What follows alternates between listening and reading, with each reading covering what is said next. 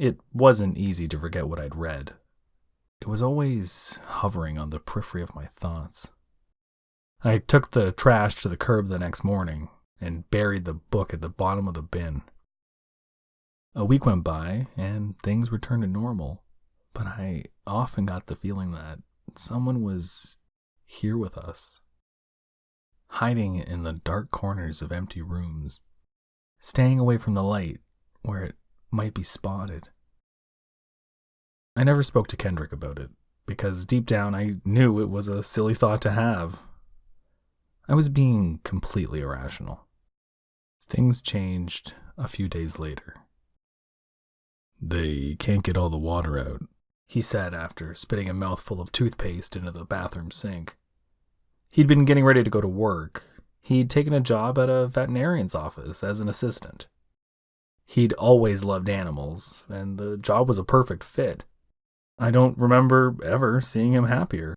As he got ready for work in the morning, and every night when he came home, he was still floating on it, unpacking and rediscovering our possessions in our new place with childlike energy and wonder.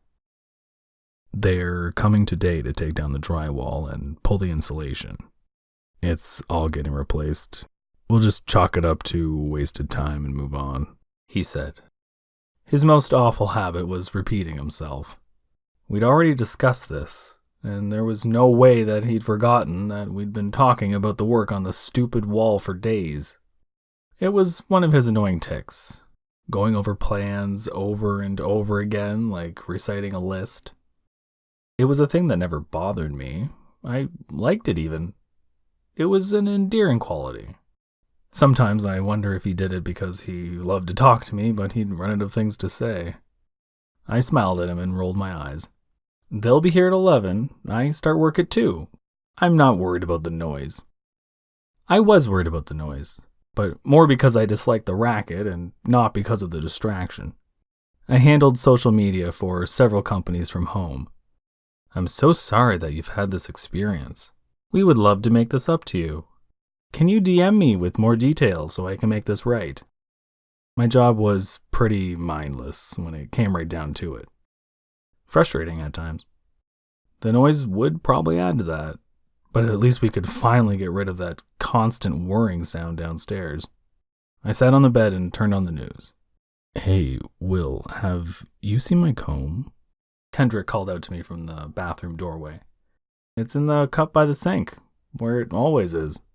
He poked his head through the door. "That's where I left it, but not where it is. Did you borrow it?" "No, my hair's too short to comb. Why would I borrow it?" I asked. A thought struck me and I shuddered. "Are you okay?"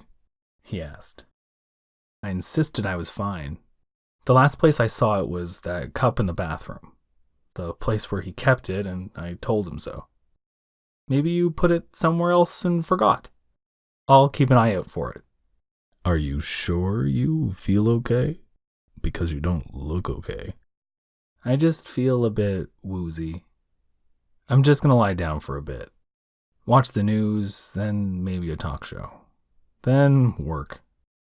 I was shaking a little.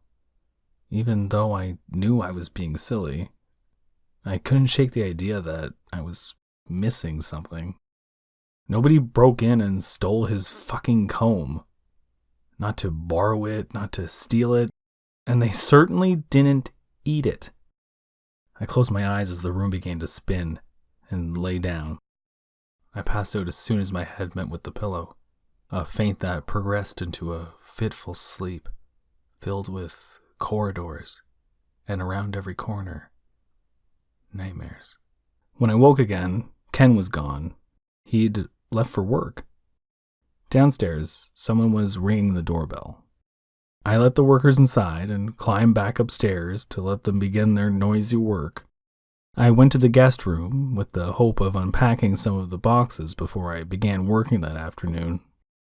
The diary sat on the desk. But I picked it up in shock. How? It was covered in a thin layer of dark mildew. Hadn't I wiped this clean when I found it? A slip of paper fell from it as I cracked open the cover. It toppled end over end as it slowly made its way to the floor, where it landed face down. I recognized it by its shape. The same slip of paper I'd torn from the pad at the Valiant Arms. The one I'd used as an impromptu bookmark from the first day I'd opened this diary. It was marking a page. The last page I'd read. The page where the spidery scrawl of the diary ended, leaving half of the sheet blank. But that half wasn't blank. Not anymore. The new words were written in the same handwriting as the rest. Not for you, not for you. It shouldn't touch what's mine. Mine is mine, not yours. For me, it was mine. Not for you to look or see. Mine, mine, mine. It went on like this for page after page as I frantically turned through them. It was the same over and over. I heard the stairs creak as cautious footsteps crept slowly towards me and crouched behind a stack of unpacked boxes. In my squat, my hands grazed the scrap of paper that fell from the book. The creaking of footsteps on the stairs grew closer. They moved slowly on the hardwood. Closer, closer. I held my breath. Then the worker called out to me from the doorway, and I let out a startled scream. And I knew why he'd come upstairs before he explained why he and his partner stopped working. I knew.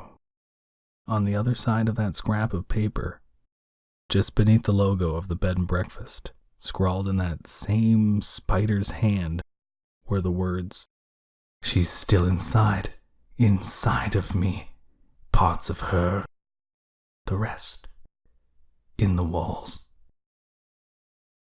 They stopped their work because when they first began to remove the ruined sheetrock, they'd found what appeared to be a human jawbone, and what might have been a rib, and what was undeniably a pelvis.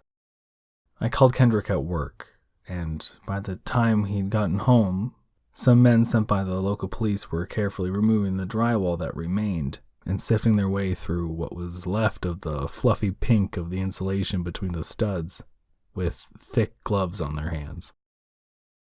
I say what was left because there wasn't much of it left in the wall. Not really.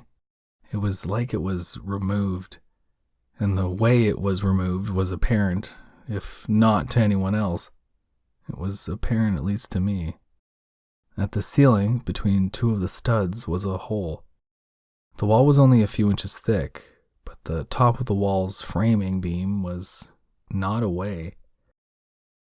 My eyes traced it up into the house, to where it ended in a thin sliver of light.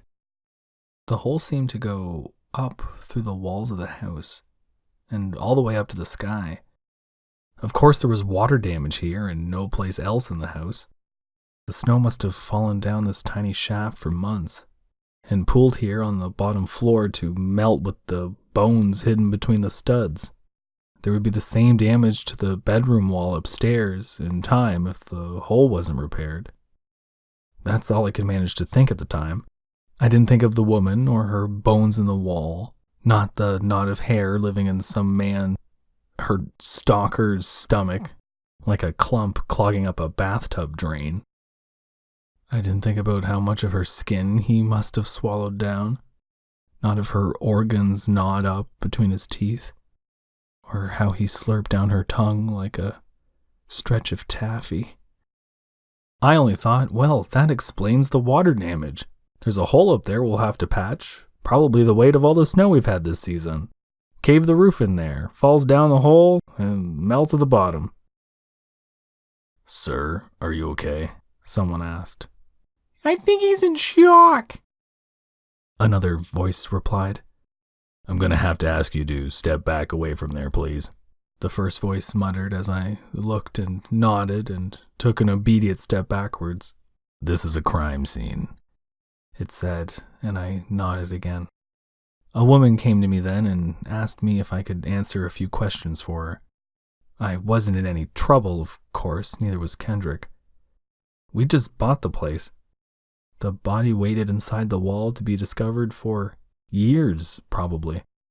There was nothing left to even cause a smell. We spent the next few nights back at the Arms with the Traverses.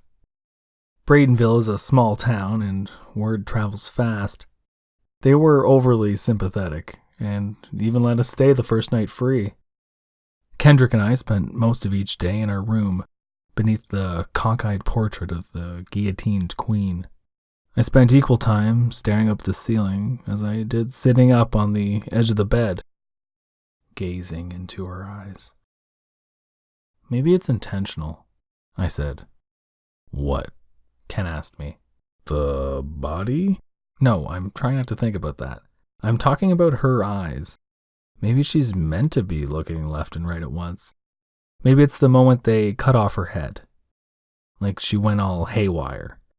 What are you fucking talking about? Marie Antoinette, I replied, gesturing up at the portrait with my chin. They say your head is still alive for a few seconds when it's removed. Maybe she's looking for her body. Kendrick sighed irritably. Her body's in the picture. Yeah, but if it's the moment of her death, she might not know that. I think Bambi's just not a very good painter. Listen, we have to talk about the house.